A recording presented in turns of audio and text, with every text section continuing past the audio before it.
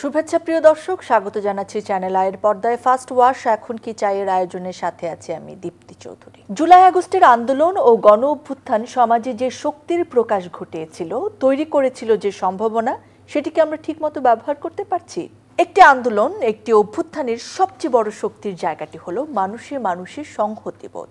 কার কি দল, কার কি মত, কার কি পরিচয়, সেসব পেছনে রেখে মানুষ পথে নামে, পথেই তৈরি হয় অভূতপূর্ব সংহতি। গণ অভ্যুত্থান তাই সমাজের ভেতরে প্রচণ্ড এক শক্তির জন্ম দেয়। সেই শক্তি সমাজের ইতিবাচক পরিবর্তনের এক বিপুল সম্ভাবনা তৈরি করে, কিন্তু সেটি ব্যবহার করা না গেলে সেই শক্তি সমাজের নানা সংঘাত ও হানাহানির জন্ম দিতে পারে।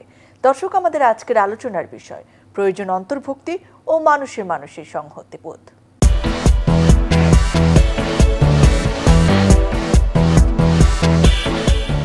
দর্শক, এ বিষয়ে কথা বলার জন্য আমাদের সঙ্গে আজকে দুজন অতিথি উপস্থিত রয়েছেন। আমাদের সঙ্গে রয়েছেন জনাব মুজাহিদুল ইসলাম সেলিম, সাবেক সভাপতি সিপিবি।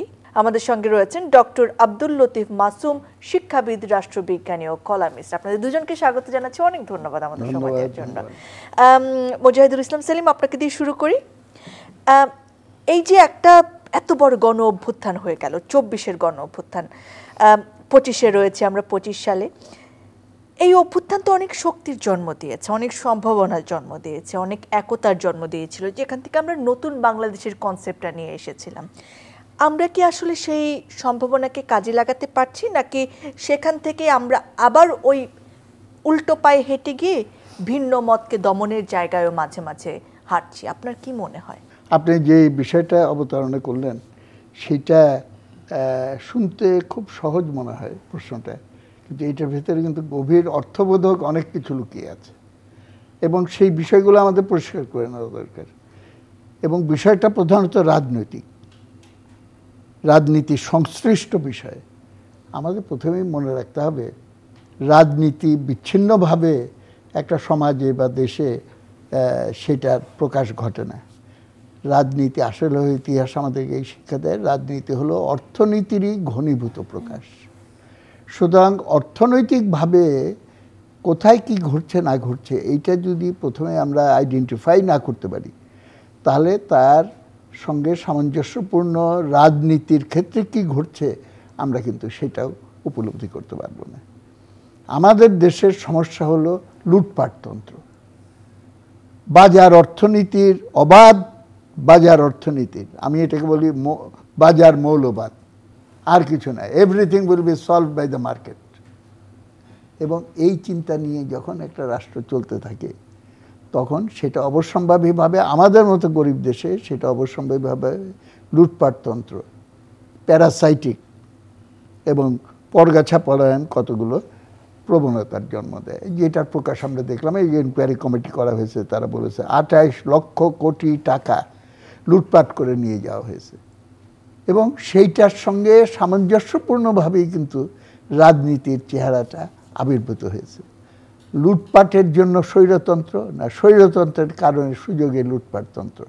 আমি বলবো ইতিহাসে এইটাই সত্য যে অর্থনৈতিক ব্যবস্থার কারণেই এবং সেটাকে রক্ষা করার জন্যই কিন্তু রাজনৈতিক ব্যবস্থা। শেখ হাসিনার সরকারের ফিলসফি কী ছিল?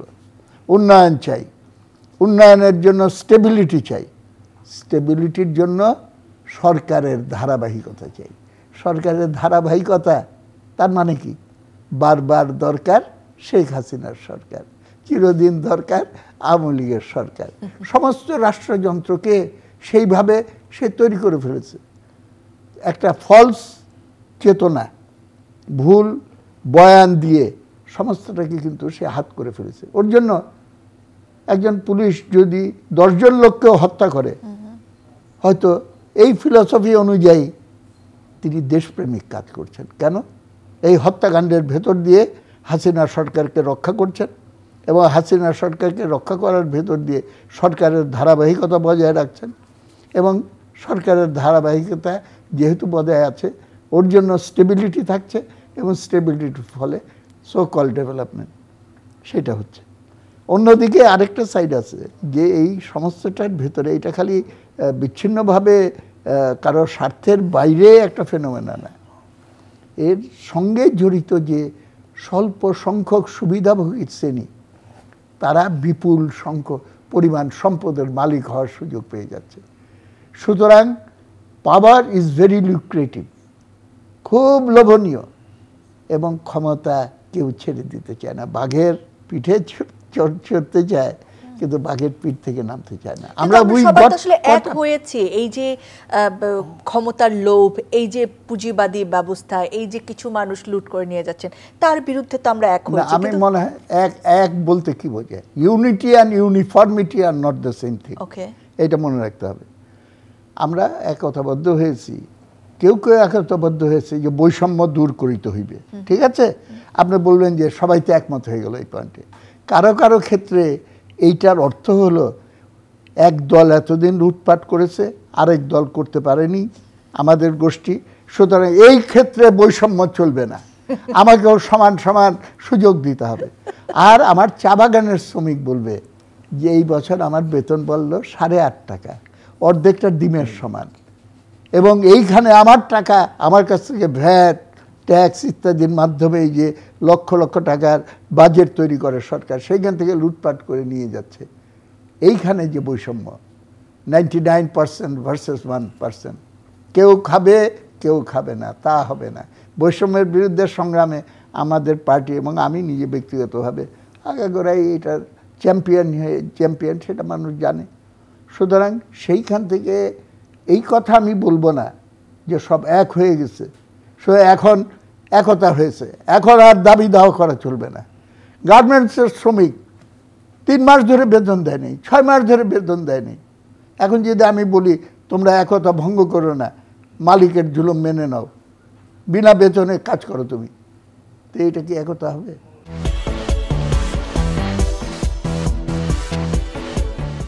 ডক্টর আব্দুল লতিফ মাসুম, আপনার কাছে একটুখানি আসতে চাই। এই যে ভিন্ন মতের কথা দেখলাম আমরা, একটা রাষ্ট্রতে তো সেটা থাকবেই, যেহেতু বিভিন্ন রাজনৈতিক দল আছে, তাদের বিভিন্ন আদর্শ আছে, এবং আরও একটি বড় স্টেক হোল্ডার যারা ছিলেন ছাত্ররা, তাদেরও একটি প্ল্যাটফর্ম এখন তৈরি হয়েছে, বৈষম্য বিরোধী ছাত্র আন্দোলন। সেই জায়গায় যদি বলি, এখন দুটো দিক আছে। একটা হচ্ছে অভ্যুত্থানে যারা অংশীজন ছিলেন তাদেরকে ক্রেডিট দেয়া হচ্ছে না, আরেকটা হচ্ছে যারা বিভিন্ন মানুষ তাদের ক্রেডিটকে বড় করে দেখার চেষ্টা করছেন। সেটা কি আমাদের মধ্যে এক ধরনের বিভাজন তৈরি করছে কিনা, যেটা আসলে অভ্যুত্থানের যে মূল শক্তি বা চেতনা সেটাকে নস্যাৎ করতে পারে? আপনার কি মনে হয়? আমি প্রথমেই মধ্যে ইসলাম সেলিমের যে ইন্টারপ্রিটেশন, এটাকে অ্যাপ্রিসিয়েট করি। আপনারা জানেন যে ক্রনিক ক্যাপিটালিজম বলে আমরা একটা শব্দ অর্থনীতি রাজনীতিতে উচ্চারণ করি, এবং এর অর্থ হচ্ছে যে অন্যায়, গোত্রপ্রিয়তা, স্বজনপ্রীতি, গোষ্ঠীপ্রীতির মাধ্যমে একটি বড় ধরনের অর্থনৈতিক শোষণ সমাজে কায়েম করা, এবং এটার ধারকরা হচ্ছে অলিগার্কস, অলিগার্কি বলে, যেটা মানে তার কথায় প্রতিধ্বনিত হয়েছে, অলিগার্কস।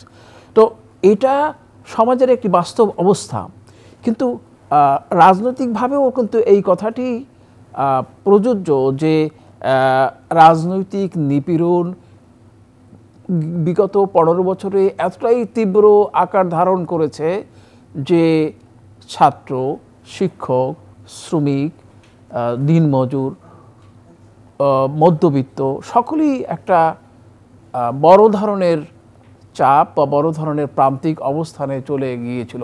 অর্থাৎ দেয়ালে পিঠ ঠেকেছে যখন, তখনই ছাত্ররা এই বিপ্লবকে সফল করতে সক্ষম হয়েছে। হ্যাঁ, ছাত্ররা বিপ্লবের ধারক এবং বাহক, এবং তারা একটি সময়ান্তরে যে বিপ্লবের ক্ষেত্র তৈরি হয়েছে, গত 17 বছর ধরে অন্যায় অত্যাচার করার ফলে রাজনৈতিক দলগুলো আন্দোলন করেছে, বিভিন্ন পথ ও মতে রাজনৈতিক দলগুলো আন্দোলন করেছে, এ নিয়ে আমাদের কোনো দ্বিমত নেই।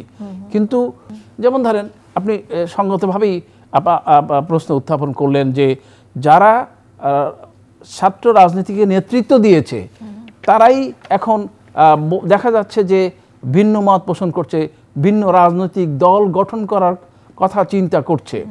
তাহলে বোঝা যায় যে কিছুটা তো ব্যতিক্রম বা কিছুটা ব্যত্যয় তার সেখানে ঘটেছে। আপনি সর্বশেষ ঘটনার কথাই চিন্তা করুন না কেন, যখন বলা হয়েছে যে মানে বিপ্লবীদের তরফ থেকে, ছাত্রনেতাদের তরফ থেকেই তারা একটি ঐতিহাসিক ঘোষণা পেশ করবে, কিন্তু এই ঘোষণাটি পেশ করবে এটা নিয়ে সমাজের মধ্যে মিশ্র প্রতিক্রিয়া সৃষ্টি হচ্ছে, একটা ভীতির সৃষ্টি হয়েছে যে তারা কি বলতে চায়, তারা কি ওই বিপ্লবী সরকার করবে, এই ধরনের কথাবার্তা বিভিন্ন জায়গায় আলোচিত হয়েছে।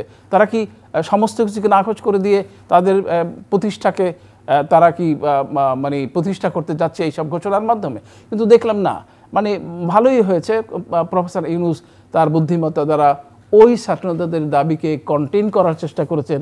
এটাকে আপনি বলবেন একটি রাজনৈতিক সমঝোতা। তারা সময় দিয়েছে, ভাবখানা এই যে তারা মানে জিতে গেছে, মানে তারা একটি মানে ঘোষণার জন্য সরকারের উপর চাপ সৃষ্টি করতে সক্ষম হইয়াছে, হ্যাঁ, তা বিশাল ব্যাপার তাদের অর্জন। এবং প্রফেসর ইউনূসও দেখাতে পারলেন যে না, এটা আমার নিয়ন্ত্রণের মধ্যেই আছে, এটা অনতিক্রম্য নয়। সময় বদলে যায় কিন্তু সৌন্দর্যের সংজ্ঞা বদলায় না, রূপ বদলে যায় কিন্তু আভিজাত্যের মানে একই থেকে যায়। ঐতিহ্য যখন আপন করে নেয় আধুনিকতাকে, তখন সৌন্দর্য ঠিকই খুঁজে নেয় স্যান্ডেলিনাকে। স্মরণের ছোঁয়ায় তোমার উপমায় বদলে দিলে যে আমার। স্যান্ডেলিনা সো, রূপচর্চায় আভিজাত্য। তো এই ব্যবস্থাটি যদি সর্বত্র বজায় থাকে, কেউ না কাউকে ঐক্যের ধার কাকে বেশি গুরুত্ব দেওয়া হচ্ছে, এই প্রশ্নটি নিয়ে এখন বিভেদ তৈরি হয়। আমি একটু যদি মোজাহিদুল ইসলাম সেলিম আপনার কাছে আসতে চাই, আওয়ামী লীগ ছাড়া মোটামুটি বাকি সব দলই তো আসলে স্টেক হোল্ডার্স, বাংলাদেশের অধিকাংশ জনগণ এই গণ অভ্যুত্থানকে সাপোর্ট করেছেন। কিন্তু সম্প্রতি প্রধান উপদেষ্টা ডক্টর মোহাম্মদ ইউনূস ছাত্রদের সঙ্গে বৈঠকের নামে যে বৈষম্য বিরোধী ছাত্র আন্দোলনের নেতৃবৃন্দদের সঙ্গে বৈঠক করেছেন, বিএনপি এটার তীব্র প্রতিবাদ করেছেন, প্রতিক্রিয়া ব্যক্ত করেছেন। তাদের ভাইস চেয়ারম্যান শামসুজ্জামান দুদু বলেছেন, আন্দোলনের সময় বৈষম্য বিরোধী ছাত্র আন্দোলন ছিল একটি কনসেপ্ট, সবার অংশগ্রহণের একটি প্ল্যাটফর্ম। এখন তারা একটি সংগঠন হিসেবে নিজেদের সাংগঠনিক অস্তিত্ব প্রকাশ করেছে, অর্থাৎ বৈষম্য বিরোধী ছাত্র আন্দোলন এখন অন্যান্য সংগঠনের মতো একটি ছাত্র সংগঠন। এ কারণে ছাত্রদের সাথে বৈঠক করার প্রক্রিয়ায় জাতীয়তাবাদী ছাত্রদল, ইসলামী ছাত্র শিবির, ছাত্র ইউনিয়ন সহ অন্যান্য ছাত্র সংগঠনকে না ডেকে প্রধান উপদেষ্টা ছাত্রদের বিভাজিত করে ফেলেছেন। এই বিষয়ে কি মনে করেন? প্রথমে আমাদের বুঝতে হবে যে যেই ঘটনাটা ঘটে গেল জুলাই অগাস্টে, এটা একটা অসাধারণ ঐতিহাসিক গণ অভ্যুত্থান। অনেকে এটাকে বিপ্লব বলে আখ্যায়িত করে, কিন্তু বিপ্লবের যে কনোটেশনস সেগুলো হলো আরও এমন কতগুলো উপাদান সেটার সঙ্গে জড়িত যেটা এখানে ছিল না। তাহলে বিপ্লবের ঘোষণাপত্রের কথা এখন আসছে। আচ্ছা, আমি আসছি। সুতরাং বিপ্লব হতে হলে পরে তার সুনির্দিষ্ট লক্ষ্য থাকতে হবে যে পুরানো সমাজ ব্যবস্থাকে আমি সমূলে উৎপাটিত করে এবং পুরানো রাষ্ট্র স্ট্রাকচারটাকে ফেলে দিয়ে আমি সেইখানে নূতন অবস্থান তৈরি করব। যেই সরকার বলতো চিরদিন দরকার শেখ হাসিনার সরকার, তাকে উৎখাত করে দেওয়া হলো এবং দেশ থেকে পালিয়ে গেল। এই বিরাট জাগরণ কে এইটা পরিচালনা করেছে, কে এইটার নায়ক? কেউ বলে মাস্টার মাইন্ড, কেউ বলে মেটিকুলাসলি প্ল্যান, সবাই সাজার চেষ্টা করছে। রবীন্দ্রনাথের একটা ছোট্ট কবিতা আছে রথযাত্রা নিয়ে, রথযাত্রা মহা ধুমধাম, মাটিতে লুটায় মানুষ করিছে প্রণাম, রথ ভাবে আমি দেব, পদ ভাবে আমি, মূর্তি ভাবে আমি দেব, হাসে অন্তর্যামী। আমাদের এই গণ অভ্যুত্থানের আসল নায়ক হলো জনগণ। আমার দুঃখ, জনগণ এখন স্টেক হোল্ডার হিসেবে তাকে রিজেক্ট করে বলা হচ্ছে I am the representative of জনগণ। I touch the table, table touches the ground, so I touch the ground. লজিকে আমাদের ফ্যালাসি পড়ায় না, সেটার ভেতরে এরকম। সুতরাং একটা গণ অভ্যুত্থানের আসল শক্তি হলো এম্পাওয়ারমেন্ট অফ দ্য মাসেস। সেই জায়গাটা নিশ্চিত না করলে, এবং আপনি দেখেন যে কথাটা আপনি শুরুতে বললেন, খুব কারেক্টলি বলেছেন, অসাধারণ একটা শক্তির উদ্ভব কিন্তু ঘটেছিল। গণ অভ্যুত্থান তখনই সেটাকে চিহ্নিত করে বলা যায় গণ অভ্যুত্থান। আমি পার্সোনালি 69-এর গণ অভ্যুত্থান বলেন, এরশাদ বিরোধী গণ অভ্যুত্থান বলেন, একেবারে সেন্টার ফরওয়ার্ডের প্লেয়ার ছিলাম। এবং এইবারের গণ অভ্যুত্থানেও ফিজিক্যালি আগের মতো না থাকতে পারলেও টোটালি ইনভলভ ছিলাম। ফেনোমেনা 1, সমস্ত মানুষ চেতনায় যারা সবচেয়ে নিচু স্তরে আছে, অসম চেতনা সম্পন্ন সমাজের একেবারে নিচু স্তরের চেতনা সম্পন্ন মানুষটাও কিন্তু সামনে চলে আসে। দ্বিতীয়ত, ওই সময়কালে তাদের সৃজন ক্ষমতা, ক্রিয়েটিভনেস ইমেন্সলি বিপুল পরিমাণে বেড়ে যায়। এবং কোথায় থেকে তাদের এইসব বুদ্ধি এইগুলো আসে সেটা কেউ কল্পনা করতে পারবে না। যারা পুরানো সমাজের স্ট্যাটাস কু বজায় রাখতে চায় তাদের সবসময় চেষ্টা, ঠিক আছে তোমাদের দায়িত্ব শেষ, ঘরে চলে যাও, আমার ক্ষমতার প্রশ্নে কোনো সময় দরকার হলে তোমরা ডাকলে তোমরা এসো, কিন্তু তোমাদের এখন আর কিছু করার নেই। ইউনূস সাহেবকে আমি এটা বলেছি যে দেখেন আমি কিন্তু পাবলিকলি বক্তৃতা করে বেড়াচ্ছি, পাবলিককে বলছি যে ভাই আপনারা মনে রাখবেন জমি বর্গা দেওয়া যায়, স্বার্থ বর্গা দেওয়া যায় না। হাসিনার উপরেও না, খালেদার উপরেও না, ইউনূসের উপরেও না, সেলিমের উপরেও না। ওর জন্য নিজের স্বার্থ নিয়ে নিজের লড়াই করতে হবে এবং এই জায়গাটাই করতে হবে। এখন প্রশ্ন হলো ছাত্র সমাজের প্রতিনিধি কারা? এবং এই যে গণ অভ্যুত্থানটা হলো, এটা কি জুলাই আগস্টের গণ অভ্যুত্থান? এর পটভূমি তৈরি হয়েছে 16 বছর ধরে, এবং ছাত্র ইউনিয়ন সেখানে ফাইট করেছে, ছাত্র দল সেখানে ফাইট করেছে, ছাত্র ফ্রন্ট সেখানে ফাইট করেছে, গণতান্ত্রিক বাম গণতান্ত্রিক ছাত্র সংগঠনগুলো সেখানে ফাইট করেছে ক্রমাগত। জেল জুলুম অত্যাচার, মাথা ফেটে গেছে, আমরা তো চোখের সামনে দেখেছি। এ সিচুয়েশন অলরেডি ক্রিয়েটেড হয়ে গেছে এটার ভেতর দিয়ে, যখন বিস্ফোরণ অনিবার্য ছিল। একটা ম্যাচের কাঠি দিলেই বিস্ফোরণ হয়ে যাবে।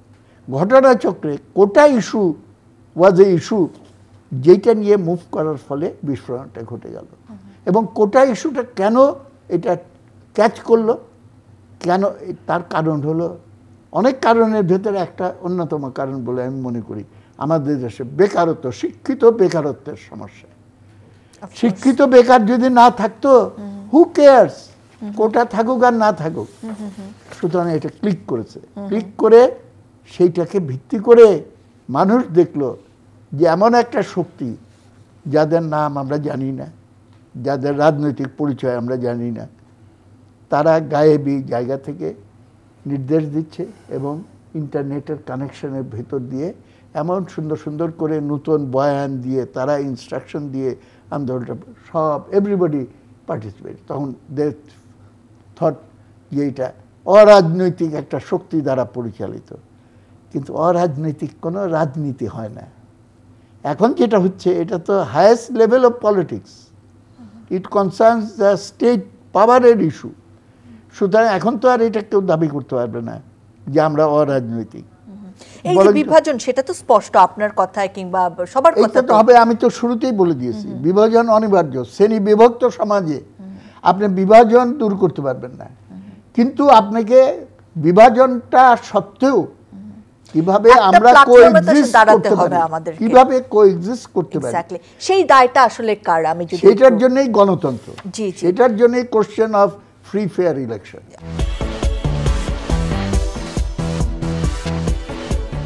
ডক্টর আব্দুল লতিফ মাসুম, আপনার কাছে আমি জানতে চাই এই দায়টা আসলে কার? এই যে একটা প্ল্যাটফর্ম তৈরি করার এবং বিভাজন থাকবেই, কিন্তু তারপরেও যাতে অভ্যুত্থানের শক্তি বা চেতনা নস্যাৎ না হয়, সেই দায়টা আসলে, সেই দায়িত্বটা কার? সেটি দায়িত্ব নিতে হবে এখন যারা অন্তর্বর্তীকালীন সরকারের প্রধান আছেন বা যারা রাষ্ট্র ব্যবস্থাকে পরিচালনা করছেন, তাদের কি দায় নিতে হবে। তার কারণ সঙ্গতভাবেই মাজহারুল সালিম বলেছেন যে একটি শ্রেণীবিভক্ত সমাজ, এখানে স্টেক হোল্ডার্স আর মেনি, যেটি আমরা একটু আগে ব্যাখ্যা করলাম, সেখানে ছাত্রদের স্বার্থ রয়েছে, শ্রমিকদের স্বার্থ রয়েছে, সেখানে রাজনৈতিক দলগুলোর স্বার্থ রয়েছে।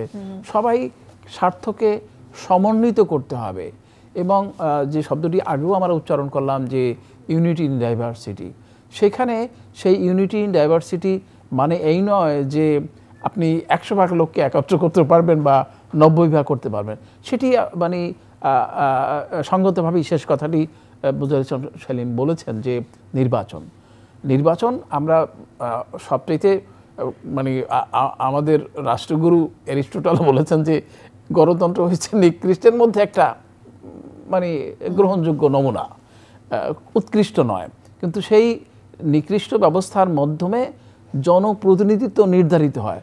গরিষ্ঠ অংশ যে সমাজ, যে ধারণা, যে কর্মসূচি পছন্দ করে তারখানে ভোট নিয়ে নেওয়া হয়, এবং আরও যারা আছে বাইরে তাদেরকে মূল্যায়নের ব্যাপারটাও গণতান্ত্রিক সংস্কৃতির অংশ। কিন্তু আমরা তো গতবারেও দেখেছি যে একটি একক রাজনৈতিক নিরঙ্কুশ রাজনৈতিক ব্যবস্থা, যেটিকে আমরা রাষ্ট্রবিজ্ঞান ভাষায় অথরিটারিয়ান বলি, অথবা আরও শক্তভাবে টোটালিটারিয়ানিজম বা সর্বাত্মকবাদ বলি, ফেসিবাদ বলি, নাজিবাদ বলি, এটা দেখছি। এখন বাংলাদেশের মানুষ এটা চায় না যে ফেসিবাদের পরিবর্তে আরেকটি ফেসিবাদ প্রতিষ্ঠিত হোক, একটি সর্বাত্মকবাদের পরিবর্তে আরেকটি সর্বাত্মকবাদ পরিচিত হোক, একটা সুন্দর গণতান্ত্রিক ব্যবস্থা যেখানে মাউসুতুঙ্গের ভাষায় যে শতফুল ফুটতে দিতে হবে, এই শতফুল ফুটতে দেওয়ার ইচ্ছাটা যদি আপনি রাষ্ট্র ব্যবস্থা রাষ্ট্রিক হোল্ডাররা মেনে নেন, তাহলেই পরে আর কোনো সমস্যা থাকে না। যে কথাটি আমরা বলি সবসময়, গণতন্ত্র গণতন্ত্র এবং গণতন্ত্র। সত্যিকার অর্থে যদি আপনি গণতন্ত্রকে ব্যবস্থা হিসাবে মেনে নেন, আরও কিছু, অর্থাৎ গণতন্ত্রকে তো আমরা শুধুমাত্র একটি পলিটিক্যাল সিস্টেমই বলছি না, আমরা বলি ওয়ে অফ লাইফ। এই ওয়ে অফ লাইফ অর্থাৎ বুকে ধারণ করতে হবে।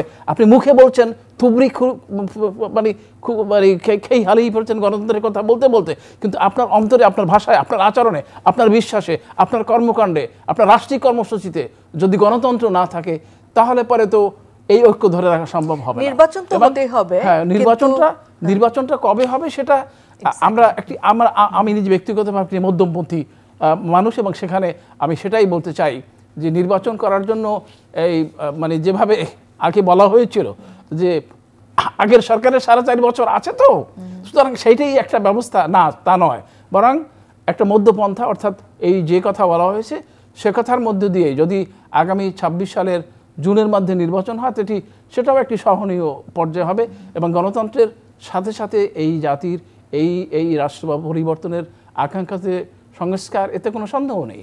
এবং সেই সংস্কার হতে হবে বাংলাদেশের জনগণের বিশ্বাস, আদর্শ, আশা, আকাঙ্ক্ষার ভিত্তিতে, এবং সেটি নিয়ে নিতে হবে।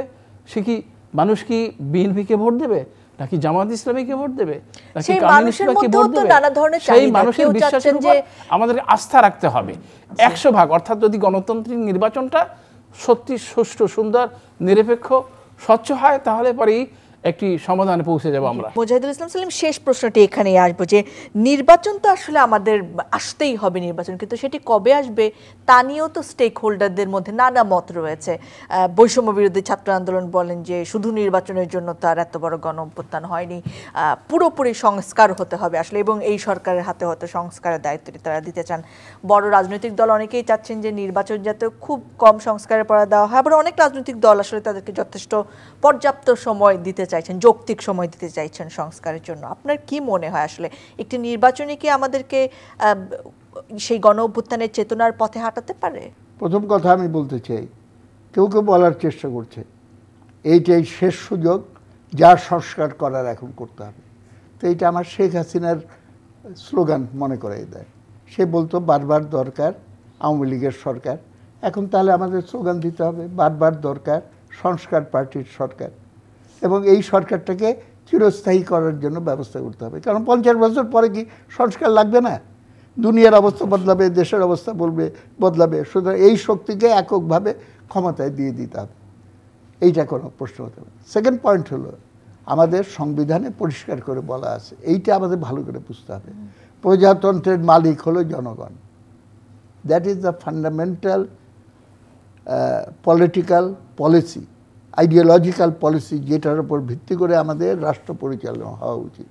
এবং সেটা কিন্তু সামগ্রিকভাবে আমাদের যে 71 সালের এপ্রিল মাসের 10 তারিখে যে স্বাধীনতার ঘোষণাপত্র করা হলো, সেইখানে কিন্তু স্পষ্ট করে উল্লেখ ছিল সাম্য, সামাজিক ন্যায় বিচার এবং মানবিক মর্যাদা। সেই সংবিধানকেও তো বাতিল করে দেওয়ার পক্ষে অনেকে, এটা এইগুলো ছিল। এখন জনগণের রাষ্ট্রের মালিক, এই মালিকানাটা সে প্রয়োগ করবে কিভাবে? সারাদিন ল্যাপটপ, ফোন আর অফিসের কাজ। আমি চললাম, তুমি থাকো তোমার কাজ নিয়ে। হয়তো তোমারই জন্য হয়েছি যে প্রেমে বন্য। আমাদের মধ্যে এখনো প্রেম আছে, জানি তুমি অনন্য, তাই শুধু তোমাকেই চাই। জীবনের প্রতিটি মুহূর্ত হয়ে উঠুক স্পেশাল। ত্বকের যত্নে রোজ অয়েল এক্সট্রাক্ট এবং ময়শ্চারাইজার সমৃদ্ধ তিব্বত পমেড। 18 কোটি মানুষকে তো আমি ঢাকা স্টেডিয়ামে জমা করে পক্ষে না বিপক্ষে ভোট নিতে পারবো না। তাহলে কি করতে হয়? এটাকে বলে রিপ্রেজেন্টেটিভ ডেমোক্রেসি। প্রত্যেক জায়গা থেকে তার প্রতিনিধিদের নির্বাচন করে এবং নির্বাচন করে তারা মিলে বসে দেশের পলিসিগুলো ঠিক করে। Empowerment of the people ensure করতে হলে আমাদের এই ইলেকশন প্রসেস যদি কারেক্ট না হয়, সেইটার ভেতরে যদি ভেজাল থাকে, তাহলে পরে কিন্তু সমস্যাটা বরবাদ হয়ে গেল। আর অন্যদিকে আরেকটা এসেনশিয়াল প্রয়োজন, সেটা হলো ডিসেন্ট্রালাইজেশন অফ পাওয়ার। ক্ষমতাকে বিকেন্দ্রীকরণ করে যত নিচের দিকে নিতে পারবো। এমপি সাহেবরা বলেন আমরা ইলেক্টেড রিপ্রেজেন্টেটিভ। তা আমি প্রশ্ন করতে চাই, ইউনিয়ন পরিষদের চেয়ারম্যান মেম্বার কি লেস ইলেক্টেড? তারা কি কম নির্বাচিত? They are elected for their own purpose, আর এমপিরা elected for a different purpose. সেটা হলো রাষ্ট্রের নীতি, নিয়ম কানুন, আইন তৈরি করা আইনসভার ভেতরে এবং কেন্দ্রীয় সরকারের কাজকর্ম তদারকি করা। ওর জন্য কালভার্ট তৈরি কোথায় হবে, স্কুল কমিটিতে কে থাকবে, এইগুলোতে এমপি সাহেবদের নাক গলাবে কেন? দিস আর দ্য কোশ্চেন, যেটা আমাদের স্ট্রাকচারালি আমরা মুক্তিযুদ্ধের ভেতর দিয়ে যেই দেশের স্বপ্ন আমরা দেখেছি, সেই দেশটাকে আমরা প্রতিষ্ঠা করতে সক্ষম হব। এবং নির্বাচন, সেই জন্য সংস্কারের দায়িত্বটা জনগণের উপরে ছেড়ে দিতে হবে এবং জনগণ সেটা নির্ধারণ করবে তার নির্বাচিত প্রতিনিধিদের মাধ্যমে। কিন্তু ফার্স্ট এই নির্বাচনটা যেটা সামনে হবে, এইটা যেন আগের মতো প্রহসন না হয়, সেইটা এনশিওর করতে হলে ডেমোক্রেটিক পরিবেশ এনশিওর করতে হবে এবং নির্বাচন ব্যবস্থার ভেতরে কতগুলো পরিবর্তন করতে হবে। টাকার খেলা, টাকা, পেশি শক্তি, প্রশাসনিক কারসাজি, সাম্প্রদায়িকতা এবং আঞ্চলিকতার সুরসুরি, এইগুলো থেকে মুক্ত করে। এবং আমাদের একটা প্রপোজাল আছে যে সংখ্যানুপাতিক প্রতিনিধিত্ব ব্যবস্থায় মোর প্রোন টু মানে ফ্রি ফেয়ার ইলেকশন, তাহলে পরে সেই ব্যবস্থা চেঞ্জ করে। যদি সেটা নাও করে, সেটাও ছেড়ে দিতে রাজি আছি আমি ইয়ের কাছে, কিন্তু অন্ততপক্ষে এই টাকা, পেশি শক্তি ইত্যাদি এইভাবে যাতে একটা ফলস ইলেকশন না হয়। অবশ্যই আমরা সেটা চাই না। এত মানুষের রক্তের বিনিময়ে এই কাজগুলো করতে কতদিন লাগতে পারে? শাহাবুদ্দিন সাহেবের যে সরকার, এরশাদ সাহেবের পতনের পর 3 মাসে তিনি এটা করেছিলেন, টাস্ক ফোর্স করেছিলেন, করেছিলেন, ঠিক আছে। আমাদেরকে এই প্রশ্নের সম্মুখীন হতে হয়েছিল গভর্নমেন্টের কাছ থেকে। তা আমি বলেছিলাম যে দেখেন, টাইম রেটে বেতন দেওয়া হয়, আবার পিস রেটে বেতন দেওয়া হয়।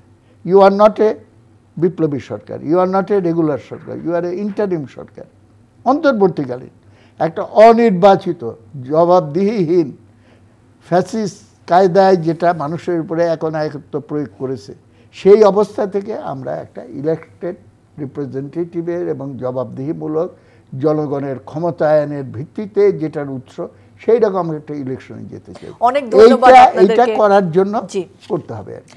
আমাদের অনেক কথা ছিল, নিশ্চয়ই আমরা কথা বলতে থাকবো এবং কথা বলার মাধ্যমে নিশ্চিত করতে চাইবো যে বাংলাদেশের মানুষের কথাগুলো যাতে উঠে আসে আমাদের কথায়। অনেক ধন্যবাদ আপনাদের। জাতীয় ঐক্য হলেই সবকিছু হয়ে যাবে, জাতীয় ঐক্য হলে হয়ে যাবে। পরবর্তীকালে জাতীয় ঐক্য সরকার যদি হয়, তাহলে সবকিছু সমাধান হয়ে যাবে। অনেক ধন্যবাদ আপনাদেরকে। জাতীয় ঐক্য না, সব দলীয় সরকার, আচ্ছা, সব দল সব মতের পথকে নিয়ে অন্তত 5 বছর একসাথে চলা। অনেক ধন্যবাদ আপনাদেরকে। প্রিয় দর্শক, ধন্যবাদ জানাচ্ছি এতক্ষণ আপনারা যারা সঙ্গে ছিলেন। দেশের ইতিবাচক পরিবর্তনের জন্য প্রয়োজন জনগণের ঐক্য, পরিবর্তনের নিয়ামক সকল শক্তির সংহতি ও ঐক্যবদ্ধ প্রয়াস। এসব নিশ্চিত করার জন্য প্রয়োজন পরিবর্তনের সাথে একাত্ম সকল মত, পথ ও দর্শনের মানুষের অন্তর্ভুক্তি। সেই অন্তর্ভুক্তি নিশ্চিত হোক, এই প্রত্যাশা শেষ করছে আজকের আয়োজন। ভালো থাকুন, সুস্থ থাকুন, আবার দেখা হবে, আবার কথা হবে।